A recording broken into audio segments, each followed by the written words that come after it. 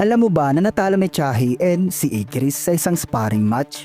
May kita nga natin ito sa chapter 113 up to 114 ng solo leveling, kung saan ay gumamit lang naman si Igris ng isang S-class type item, sword ni Baran, ang long sword. Bali binibigyan nga nito ang user ng 350 plus na damage.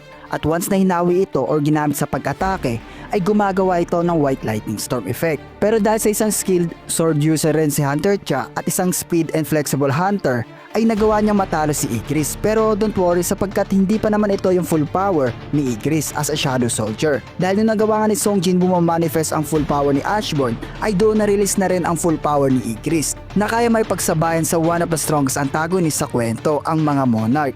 Kung gusto mo nga ng full video nito, pumunta lang sa YouTube at i-type ang Senpai Koi sapagkat nag-upload po tayo na solo leveling or any anime related contents. Then make sure na mag-subscribe at follow na para lagi ka updated sa mga bagong release video natin. This is Senpai Koi. See you in next video.